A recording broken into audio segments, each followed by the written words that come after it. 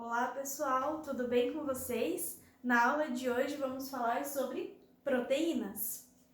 As proteínas são os elementos funcionais de uma célula, tá? Então a gente vai caçar lá genes específicos para produzir proteínas que vão ser essenciais para as funções celulares, tudo bem? Então elas são formadas por cadeias de aminoácidos, tá? Então eu coloquei para vocês aqui, ó, vários aminoácidos e eles vão formar uma cadeia e essa cadeia vai se transformar depois na proteína final. Ela tem algumas funções. Então a proteína pode ter função estrutural em uma célula, ela pode transportar algo, ela pode fazer um papel de adesão, pode agir como imunidade corporal, então vai gerar anticorpos, hormonal, então vários hormônios, né, são de origem proteica, tem função energética, né? Então na quebra ou na junção dessas moléculas a gente consegue liberar energia, e uma função muito importante que é a função enzimática, ok? Então aqui eu coloquei um exemplo para a gente entender, né, como é que funciona essa formação das proteínas. Então aqui eu tenho vários aminoácidos, tá? Nós temos 20 tipos diferentes de aminoácidos. E toda vez que eu tenho uma ligação entre um aminoácido e outro, eu falo que eu tenho uma ligação peptídica. Então, essa ligação peptídica é o que torna essa união entre os aminoácidos mais estável, tudo bem? E os nossos aminoácidos, eles estão divididos em essenciais, naturais e semi-essenciais. Como é que funciona? Os aminoácidos que são essenciais, nós não produzimos. Vou colocar aqui, não produz no nosso corpo, né? Os naturais, produz no nosso organismo. E os semi-essenciais, nós produzimos em pequenas quantidades. Vamos colocar produz em pequena quantidade. Tá? Então, nós precisamos, né, de alguns alimentos que tenham esses aminoácidos, que tragam essas moléculas para dentro do nosso organismo, para que a gente consiga produzir a nossa proteína, tudo bem? E aqui eu coloquei, né, a explicação para vocês de como essa proteína ela chega no seu estado final, na sua forma final, tá? Então aqui eu tenho vários aminoácidos diferentes, então eu coloquei uma valina, histidina, leucina e metionina. Quando eu tenho somente essa ligação peptídica entre os aminoácidos, a gente fala que essa proteína ela está na sua forma primária, tudo bem? Aí, quando essas moléculas começam a se ligar, né, ela começa a espiralizar ou ela começa a formar uma forma meio sanfonada, né, a gente fala que ela está indo para a sua forma secundária, porque eu estou começando a fazer ligações entre a minha própria molécula de proteína, tudo bem? Aqui a forma terciária é quando eu já dobrei a minha proteína completamente e ela já está pronta para ser utilizada, tudo bem? Então essa é a forma final da minha proteína quando ela é única, beleza? E aqui eu coloquei a forma quaternária. A forma quaternária de uma proteína é quando várias proteínas se ligam. Então, quando eu tenho a união de várias proteínas, eu tenho uma forma quaternária, tá? Aqui embaixo eu coloquei a molécula de hemoglobina. Ela seria mais ou menos assim, tá? Então, ela tem uma cadeia específica aqui no meio, que é onde vai se ligar o oxigênio, tá? A hemoglobina, ela tem uma característica muito importante de uma sequência de aminoácidos. Não é essa específica, tudo bem? Eu só coloquei como exemplo para a gente entender. No processo de construção, né, de síntese dessa proteína, pode acontecer de eu ter a inversão de algum desses aminoácidos. Pode acontecer uma mutação e eu trocar. Por exemplo, em vez da leucina aqui, eu colocar uma outra valina. Se eu fizer isso, se acontecer essa inversão, eu posso gerar aquilo que eu chamo de anemia falciforme. Por quê? Essa proteína ela não vai conseguir se dobrar de uma forma consistente, de uma forma ideal, e vai formar uma hemácia com um formato de foice, aquele formato de meia-lua que é específico da anemia falciforme. Então, olha só como essa sequência de aminoácidos é importante para eu gerar uma proteína de forma correta para ter uma célula específica, tudo bem? Que é a hemoglobina que está lá dentro da hemácia, tudo bem? Então é sempre muito importante a gente olhar essa composição de aminoácidos para ver qual vai ser a estrutura da minha proteína para não gerar nenhuma modificação, né, na minha célula nem na minha proteína. Beleza? Eu vou trocar a lousa e a gente já conversa mais um pouquinho sobre isso. Lousa pronta, agora a gente vai falar um pouquinho sobre as enzimas, tá? Então, as enzimas são proteínas catalíticas. O que isso significa? Que elas aceleram, né, ou inibem alguma reação, mas normalmente elas aceleram, elas otimizam o processo de uma reação, tá? As enzimas, elas não gastam, então elas não se degradam, né? Elas não sofrem um desgaste, elas não deformam e elas são específicas. Então, para cada substrato que eu for agir, né, eu tenho uma enzima específica. Então, aqui eu coloquei aceleram as reações. Isso significa esse catalítico, tá? Então, elas vão acelerar as reações químicas, tudo bem? Elas vão funcionar principalmente por um modelo conhecido como chave-fechadura. Então, aqui eu tenho a enzima em vermelho, em azul eu tenho a coenzima. Quando eu tenho a união, tá? Essa coenzima, ela meio que serve para ativar a enzima, para ajudar nesse processo. E aqui eu tenho o meu substrato, o meu produto que eu quero quebrar. Então, elas têm um encaixe perfeito, tá vendo? Que eu vou conseguir quebrar esse substrato e transformar ele em 2 produtos, tudo bem? Então, esse modelo chave-fechadura, porque a enzima e a coenzima são específicas para um substrato. Então, esse substrato ele foi quebrado, entra outro. Foi quebrado, entra outro. Então, essa enzima e essa coenzima, elas não vão ser desgastadas, tudo bem? Elas vão estar ali para quanto substrato eu precisar quebrar, tudo bem? Eu coloquei aqui embaixo 2 gráficos falando sobre ação enzimática, tá? O que acontece? Eu tenho uma temperatura e um pH que a gente vai chamar de ponto ótimo, tá? Esse ponto ótimo é o ponto ideal para que as minhas enzimas trabalhem, tudo bem? Então, a temperatura ideal para a maioria das proteínas é entre 30 e 40 graus, tá? Então, eu vou colocar aqui, ó, entre 30 e 40 graus. É a temperatura ideal, vai ser o meu ponto ótimo, onde a minha enzima vai trabalhar de forma otimizada, tudo bem? A mesma coisa para o pH. O pH ótimo para uma proteína é entre 6 e 8, tá? Então ali o 7, né, seria um ideal, seria o meu ponto ótimo para a funcionalidade dessas minhas enzimas, para minha ação enzimática ser perfeita, tá? Então, falando, né, desses pontos ótimos, a gente vai entrar num ponto importante que está do lado de cá, que é sobre a desnaturação, desnaturar as proteínas, tá? Tanto as enzimas, né, as proteínas de uma forma geral, as enzimas estão dentro das proteínas, né, elas têm o seu estado natural. Então, é aquela conformação terciária que a gente estava falando, né, quando eu vou enrolando a minha proteína e ela chega no seu estado final, no seu estado funcional, né, esse é o estado natural dela. Se eu altero muito a minha temperatura, ou eu altero muito o meu pH, ou eu altero muito a minha salinidade, ou eu tenho uma mudança, né, brusca de mais de um desses componentes, o que acontece? Eu desfaço as ligações da minha molécula aqui e eu desnaturo ela. Então, ela desnaturada significa que ela não está no seu estado funcional, tudo bem? Sendo assim, eu degradei a minha proteína, a minha enzima, tudo bem? E ela não se torna, então, se torna não funcional, tudo bem? Ela deixa de ser funcional, deixa de ter todas as propriedades que são necessárias.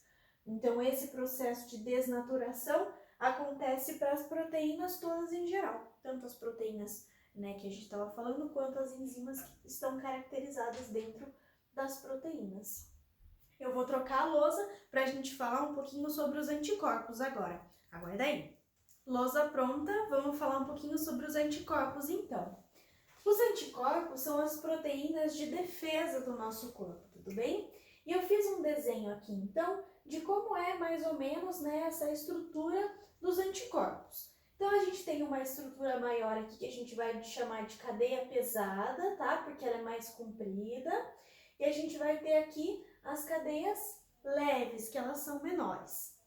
Aí eu coloquei em vermelho aqui V e coloquei em azul C. O que isso significa? Que essas partes onde tem o C aqui, essas partes de baixo, a gente pode dizer, né? São áreas constantes, que elas não mudam, tudo bem? Elas vão ter sempre essa conformação.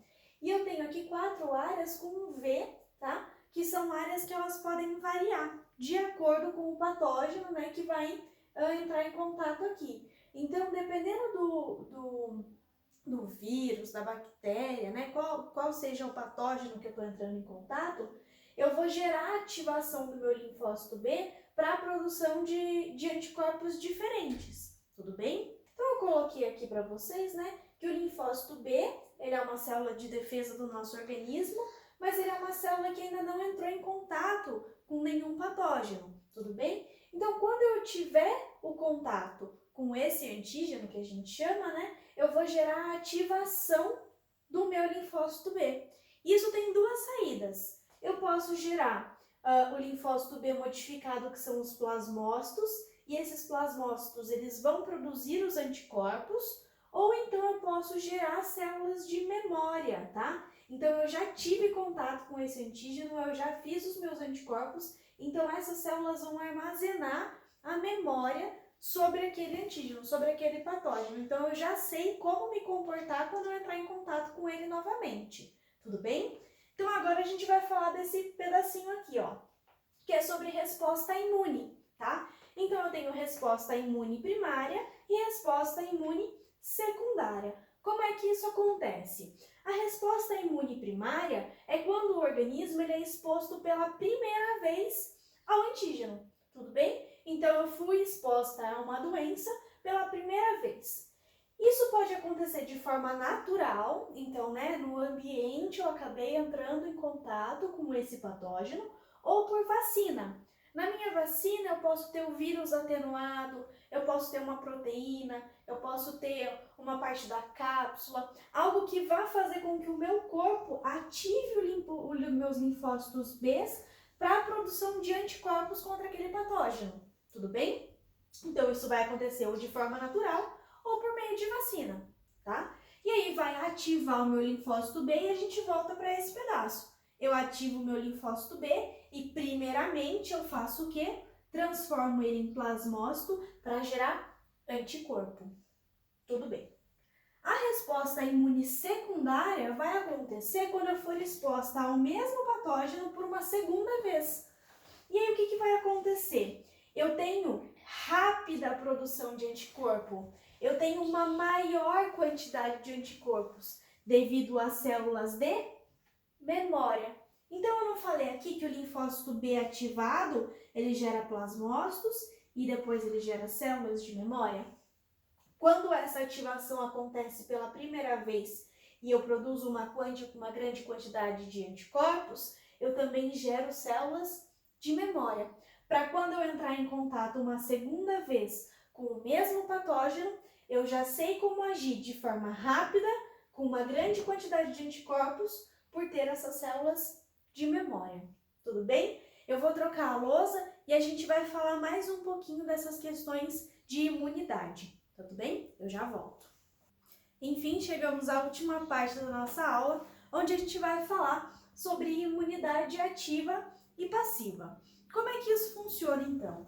A gente tem a imunidade, que ela pode ser inata ou adquirida. A imunidade inata são os anticorpos que são produzidos ao longo da nossa geração, né? Dentro da barriga da mãe. Então, o nosso processo ali de embriologia, o nosso processo de desenvolvimento dos tecidos, isso vai vir então uma imunidade inata. Nossas células de defesa vão ser produzidas nesse momento e já vão vir junto com a gente no processo de nascimento. E se ela for adquirida, ela pode ser adquirida de forma ativa ou adquirida de forma passiva. E aí a gente tem mais duas subdivisões, tudo bem? Então a gente vai falar primeiro da ativa. A imunidade adquirida ativa vai ser quando a gente produz os nossos anticorpos. De que forma? Pode ser de forma natural, então por exposição ao antígeno, tudo bem? Então a gente foi exposto a um patógeno, a um antígeno, a gente vai reagir a ele, vai ativar os nossos linfócitos, vai produzir os nossos anticorpos e vai criar então as células de memória de defesa contra esse antígeno, tudo bem? Ou então ela vai ser ativa, mas de forma artificial, por meio das vacinas. Então a gente chega lá, né, tem as idades que os bebezinhos têm que tomar as vacinas e depois durante a vida adulta a gente tem que fazer essa imunização algumas vezes, né? Então a vacina, ela vai também fazer com que a gente produza os nossos anticorpos. Então a gente vai receber parte do antígeno ou o antígeno inativado, né, atenuado, e a gente vai também produzir os anticorpos contra aquele patógeno. E a gente tem o outro lado, que é a imunidade adquirida, mas de forma passiva, quando a gente recebe os anticorpos, tudo bem? Isso vai acontecer de duas formas também. Ela pode acontecer de forma natural, onde a gente recebe os anticorpos maternos, seja lá pela placenta ou seja pelo leite materno, tudo bem? Então a gente está recebendo os anticorpos já prontos. Então a mãe produziu esses anticorpos e está passando para o filho esses anticorpos já prontos. Ou de forma artificial, quando eu recebo um soro terapêutico. Então o soro terapêutico é aquele soro antiofídico, né? Quando você é atacado por abelhas, quando você é atacado por uma cobra, por uma aranha, você vai para o hospital e fala, eu fui picado por tal indivíduo, por uma aranha, por uma cobra, e aí eles vão te dar um soro já com os anticorpos específicos para aquela espécie que te picou, tudo bem? Então essas são as formas de você receber ou produzir anticorpos, e aí isso aí vai dizer se a sua imunidade então ela é ativa e passiva. E por último eu coloquei aqui para vocês a diferença entre vacina e soro. Então o que acontece? A vacina, ela vai ter o antígeno, ela vai ter o patógeno ali, o vírus, a bactéria, ela vai ter, então, o antígeno. Ela pode ter, né, proteínas, pode ter toxinas daquele patógeno, ela pode ter o patógeno em si, mas ele é atenuado, mais fraco, ou fragmentos dele. Ela vai ser de ação lenta, tá? Então vai demorar, porque eu vou ter que ativar o linfócito B, eu vou produzir os anticorpos, eu vou combater aquele antígeno. Então isso acontece de forma lenta, mas esse método ele é muito duradouro, tá? Então eu vou ter uma longevidade muito grande, eu vou ficar imunizado por muito tempo, tá? Tem algumas vacinas que a gente tem que tomar, né? A segunda dose, ou então algumas vacinas que a gente tem que tomar algumas vezes durante a vida, né? Mas isso tem relação também à capacidade mutagênica, né? Quanto aquele vírus ele se modifica ao longo do tempo, então eu tenho que tomar essa vacina, outra vacina para outros vírus, né? Então ela é lenta e duradoura. Já o soro, ele vai ter o anticorpo, ele não vai ter o antígeno. Então ele já vai ter o anticorpo pronto, tá? E o soro ele é dado quando a pessoa está em risco, a pessoa corre perigo de vida, tudo bem? Não há tempo para produzir os próprios anticorpos. Eu preciso desses anticorpos prontos para combater aquele antígeno. E ela é de ação rápida, então os anticorpos vão e já combatem, tudo bem, o antígeno, só que ela é temporária, tá? Ela vai agir só enquanto aquele patógeno estiver no meu corpo. Depois, eu não vou estar mais imune a ele, tudo bem? Porque eu não produzi os meus anticorpos. Eu utilizei os anticorpos de outro indivíduo para me curar naquele momento, tudo bem? Então, essa é a diferença entre vacina e soro, e a gente entendeu como é que funciona, então, a imunidade ativa e passiva e as suas subdivisões. Belezinha? Eu espero vocês na nossa próxima aula. Tchau, tchau!